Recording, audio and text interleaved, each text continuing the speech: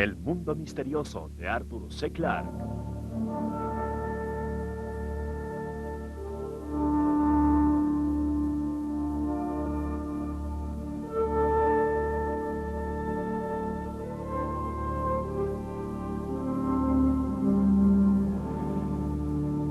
Gigantes para los dioses. El amanecer rompe sobre el desierto de Nazca, en Perú, donde se lleva a cabo un experimento peligroso diseñado para demostrar que hace 2000 años los indígenas primitivos podían volar. El explorador Jim Woodman dirige el equipo. El globo de aire caliente está hecho con materiales que se sabe tenían los antiguos indígenas.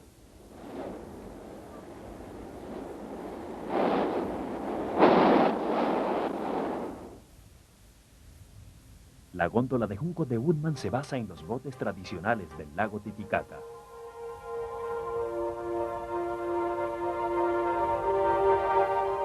Quienes van en el globo arriesgan sus vidas para tratar de develar un misterio grabado sobre el desierto.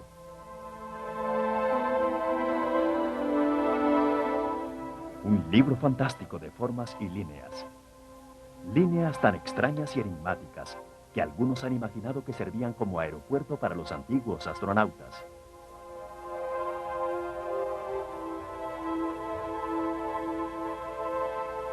Las líneas fueron invisibles para el hombre hasta que la aviación moderna llegó a Sudamérica. El diseño es tan grande que Jim Woodman cree que los indios Nazca solo habrían podido admirar sus gráficos 518.000 kilómetros cuadrados desde el aire. El astrónomo Gerald Hawkins ha intentado levantar un mapa de Nazca. Este mapa se extiende 4.8 kilómetros de largo y 3.2 de ancho, y casi todas las líneas se salen del borde, así que se sabe que tienen más de 4.8 kilómetros de largo. La línea más larga que conozco personalmente tiene de 32 a 35 kilómetros, y estas pueden ir más allá. Son perfectamente rectas. Hay triángulos en radio, y hay zigzags. De hecho, es un laberinto. Y es un problema grande empezar a estudiar este texto sobre la superficie del desierto. Hawkins fue llamado para resolver el misterio de las líneas de Nazca, que tenía intrigados a los arqueólogos por más de 40 años. En 6 expediciones su equipo recorrió incansablemente el suelo del desierto. Hicieron medidas precisas, no solo de las líneas, sino también de las gigantescas criaturas. Un pájaro. Una ballena. La pregunta es, ¿cómo y por qué los indios Nazca hicieron estas líneas y dibujos? ¡Más! ¡Más! ¡Un poquito a la izquierda! ¡Mucho! ¡Alto! Las líneas resultaron ser el problema menor. En este experimento, escolares peruanos usando pértigas necesitaron solo minutos para dibujar una línea perfectamente recta. Con ello removieron las piedras de la superficie dejando ver la arena amarilla debajo. ¡No se muevan, necesito! Pero las vastas figuras debieron significar no solo un inmenso esfuerzo, sino que también debieron ser inimaginablemente difíciles de dibujar. A menos que los indígenas realmente tuvieran el poder de volar, o hubieran inventado una técnica sofisticada para ampliar dibujos pequeños. Cualquiera que hubiera sido el método, los resultados fueron perfectos. Realmente cualquier error en este desierto se hubiera notado. Las líneas tienen 2000 años, y si hubiera equivocación lo veríamos, no hay errores. Hawkins guarda la información en su computador.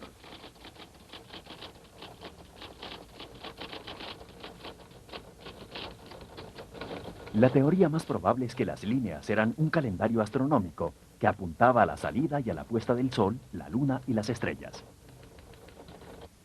Nuestra conclusión inmediata era que las líneas, como un todo, no son un texto astronómico para un propósito de calendario. Extrañamente, las líneas que parecen funcionar astronómicamente tienen un pequeño gráfico al final. Aquí tenemos una araña, y esa línea apunta efectivamente hacia Orión. Aquí tenemos un ave congue, y esta línea apunta al sol saliente a mediados del verano y del invierno. Pero el resultado abrumador que encontramos fue que no eran 2 o 3 siglos en la historia de este lugar del mundo donde cada línea se acomoda al sol, la luna o las estrellas. Pero más tarde surgió una pista que ayuda a explicar el enigma de Nazca. Esta llegó de los indígenas del altiplano que aún recuerdan historias sobre hacer líneas en el desierto. Los resultados obtenidos de entrevistar a los indígenas del altiplano muestran que las líneas apuntaban a lo que llamaban dioses. Estos dioses tomaban muchas formas. Una forma que podía tomar un dios era el pico de una montaña. Entre más alto el pico de la montaña, más grande el dios. También sabemos que había una tendencia a apuntar cualquier cosa que se viera como sagrada. Quizás un lugar donde una llama dio a luz, quizás un lugar donde el arco iris se veía terminar. Pero donde quiera que apuntaran, va a haber una mezcla. No hay un objeto en particular. Lo único que las relaciona es que probablemente apuntaban a objetos divinos y probablemente eran las rutas que conectaban con esos dioses. Así que el único común denominador es que eran caminos hacia los dioses.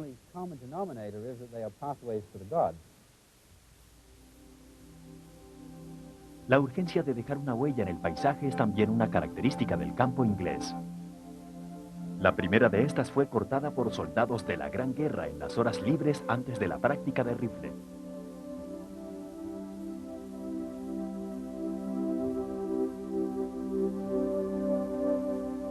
Este caballo fue cortado por Lord Abington Stuart en 1778.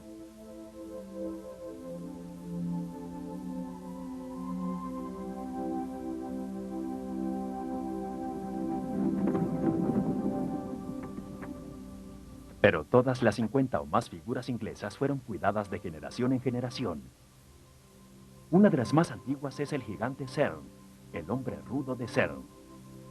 Pero nadie sabe por qué fue cortado, ni siquiera cuál es su nombre, aun cuando los nativos tienen algunas ideas.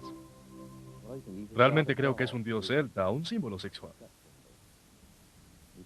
Había una joven que llevaba 7 años de casada y no había podido tener un hijo. Así que le dijimos que se sentara sobre el gigante. Aparentemente lo debes hacer con los pantalones abajo. No sé si ella lo hizo o no, pero la primavera siguiente estaba embarazada. Lo veo todos los días. Creo que es un símbolo sexual porque me parece maravilloso. Otros dicen que el gigante representa a un abate de un monasterio cercano del siglo XVI. O a Lord Hollis, un terrateniente del siglo XVIII caricaturizado por sus sirvientes rebeldes. Pero la clave para la identidad del gigante puede descansar en algo que está ausente del dibujo. ¿Qué tenía en la mano izquierda? Pudo ser un trofeo porque está blandiendo un garrote, o quizás a su esposa, una mujer. He escuchado la teoría de que es una cabeza.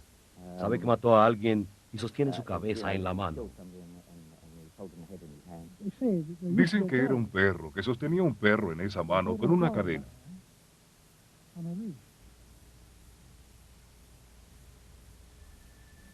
Algunos expertos creen que el gigante muestra al dios celta de la caza. Esta estatua celta encontrada cerca a Cern lo muestra como un gigante con un garrote en una mano y en la otra un conejo o liebre. Hércules es otra posibilidad. Los romanos lo adoraban en el siglo II. Estatuas como esta encontradas en Bristol lo muestran con un garrote en su mano derecha y una piel de león sobre su brazo izquierdo.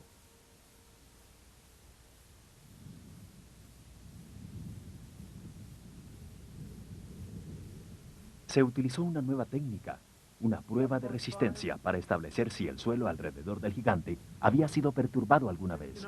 Esto puede mostrar cualquiera de las partes que hoy no existe. El experto en resistencia más importante de Inglaterra es el Dr. Anthony Clark. Hemos hecho más de 5.000 lecturas en un patrón regular de cada medio metro. Y lo que vamos a hacer cuando salgamos de aquí es convertir esas lecturas en mapas visuales que mostrarán la silueta de cualquier cosa que esté enterrada bajo la tierra. Probablemente utilizaremos un computador para producir ese mapa.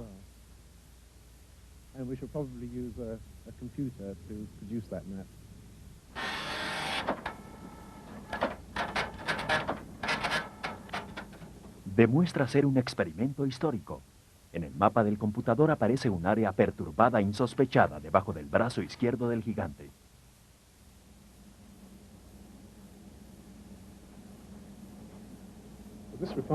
Encontrará que esta densidad de puntos se relaciona muy bien con el plano del gigante, y notablemente bien.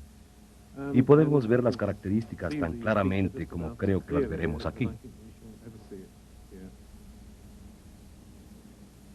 Ahora quedan pocas dudas sobre el hombre rudo de CERN. La prueba de resistencia ha establecido que hay algo desaparecido debajo de la mano vacía del gigante.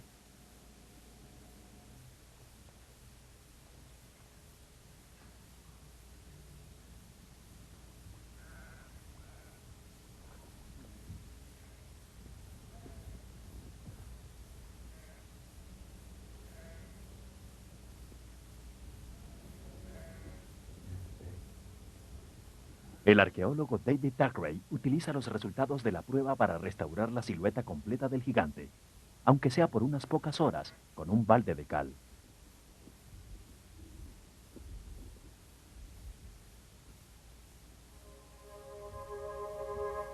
El resultado es sorprendentemente convincente.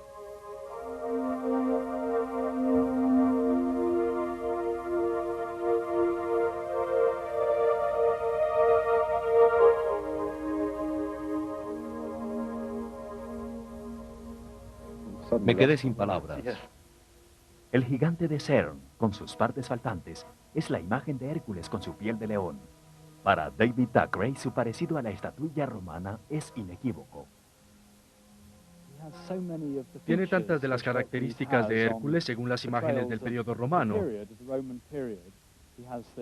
Tiene su garrote, la gran virilidad, el tamaño sobrehumano y ahora la piel del león que agrega ingredientes al argumento de que es Hércules. Pudo haber sido el símbolo de un culto religioso que duró largamente, pero el origen de las figuras más recientes es igualmente oscuro. ¿Es esto, como algunos dicen, el rey Jorge III cabalgando el Osmington Charger? Y aun cuando el caballo Littleton en Essex se cortó tan solo en 1925, se perdió el nombre del artista. El caballo blanco más extraño domina las faldas de Berkshire en Uffington. También es el más antiguo. En el siglo XII se menciona en un libro de maravillas. El arqueólogo director profesor Stuart Piggott ha ponderado los orígenes del caballo Uffington desde su infancia en Whitehorse Bay. Una clave para su fecha reposa en el sitio de monedas del Museo Ashmolean de Oxford. Mirando el pasado prehistórico, al menos el pasado prehistórico tardío, las mejores representaciones comparables de caballos se encuentran en las monedas británicas antiguas del primer siglo antes de Cristo.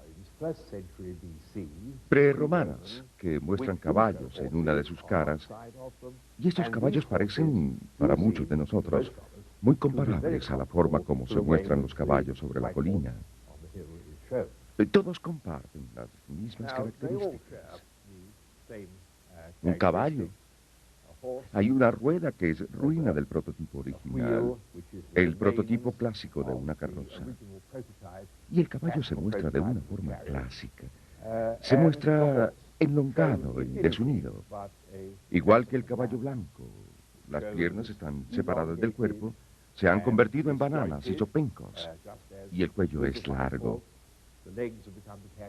El tratamiento curioso de la cabeza, donde esta es una especie de objeto con forma de remolacha, es más que un caballo naturalista. Otros y yo diríamos que estos proveen el mejor estilo paralelo al del caballo blanco. Y por lo tanto hay una suposición razonable de que el caballo en las colinas es de la misma época, más o menos el mismo período, que el caballo de las monedas, siglo I antes de Cristo.